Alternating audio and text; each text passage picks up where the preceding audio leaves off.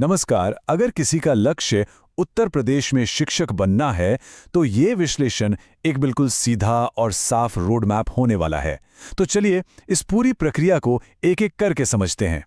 तो सवाल ये उठता है कि उत्तर प्रदेश में एक सरकारी शिक्षक बनने के लिए असल में करना क्या पड़ता है। ये सफर थोड़ा मुश्किल लग सकता है, पर यकीन मानिए ये चर्चा इसे पूरी तरह से साफ कर देगी। ठीक है, तो चलिए इस सफर की बुनियाद से शुरुआत करते हैं। हर सफर का एक पहला कदम होता है और यहाँ पहला कदम है सही योग्यताएं हासिल करना। देखिए, सबसे पहली जरूरत है डीएलएड की, यानी डिप्लोमा इन एलिमेंट्री एजुकेशन। ये एक बुनियादी टीचर ट्रेनिंग है। और हाँ, ये भी याद रखना जरूरी है कि इसे पहले बीटीसी के नाम से जाना जाता था। डीएलएड के दौरान कुछ ऐसे मुख्य विषय पढ़ाए जाते हैं, इससे ये अंदाजा लगता है कि एक शिक्षक की नींव कितनी मजबूत होनी चाहिए, जिसमें बाल विकास से लेकर शिक्षण के सिद्धांतों तक सब कुछ शामिल है। डिप्लोमा के बाद आता है अगला पड़ाव, टीईटी यानी शिक्षक पात्रता परीक्षा। इसे भर्ती प्रक्रिया का एंट्री पास समझ लीजिए। ये राज्य स्तर पर यूपीटेट हो या केंद्र स्तर पर सीटेट, कोई भी एक पास करना जरूरी है। तो डीएलएड हो गया, टेट भी क्वालिफाई कर लिया। अब आता है असली मुकाबला, सुपर टेट, जिसका पूरा नाम है super teacher eligibility test. Super TET ही वो असली प्रतियोगी परीक्षा है जो सीधे नौकरी तक पहुंचाती है। ये यूपी बेसिक एजुकेशन बोर्ड की तरफ से भर्ती का आखिरी और सबसे महत्वपूर्ण चरण है। तो इस जरूरी परीक्षा का पैटर्न आखिर है क्या? चलिए इसे थोड़ा और गहराई से समझते हैं। अब ये स्लाइड बहुत दिलचस्प है। यहां अंकों का बंटवारा देखिए। भाषा के लिए 40 अंक हैं और सामान्य ज्ञान और करंट अफेयर्स के लिए 30।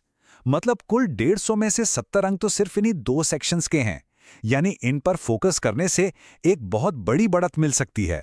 बात को और साफ करने के लिए जरा विज्ञान का सिलेबस देख लेते हैं। इसमें गति, बल से लेकर मानव शरीर और पर्यावरण तक सब कुछ है। इससे साफ है कि एक शिक्षक से अच्छी खासी बुनियादी वैज्ञानिक समझ की उम्मीद की जाती है। और यहाँ एक बहुत बड़ा बदलाव दिखता है।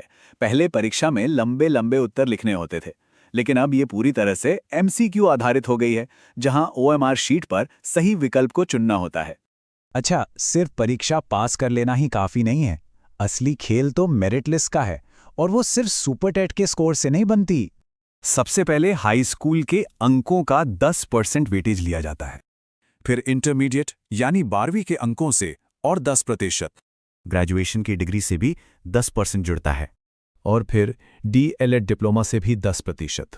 तो ये सब मिलाकर हुए 40%। अब सबसे बड़ी और कह सकते हैं निर्णायक बात यह है कि बाकी का पूरा 60% वेटेज सीधे सीधे सुपर टेट परीक्षा से ही आता है। ये चार्ट पूरी कहानी एकदम साफ कर देता है। एकेडमिक रिकॉर्ड का वेटेज 40% है, लेकिन असली गेम चेंजर तो सुपर टेट ही है, क्योंकि 60% मेरिट पूरी तरह से इसी एक परीक्षा पर टिकी है। तो जब इतना कुछ दांव पर है तो ये समझना बहुत जरूरी है कि इस बड़ी चुनौती के लिए प्रभावी ढंग से तैयारी कैसे की जाए। रणनीति पर आगे बढ़ने से पहले ये जानना भी जरूरी है कि एक और खास अवसर भी है, विशेष शिक्षकों की भर्ती का। यह उन बच्चों के लिए है जिन्हें खास देखभाल की जरूरत होती है, और इसके लिए भारतीय पुनर्वास परिषद से रजिस्ट्रेशन जरूरी है।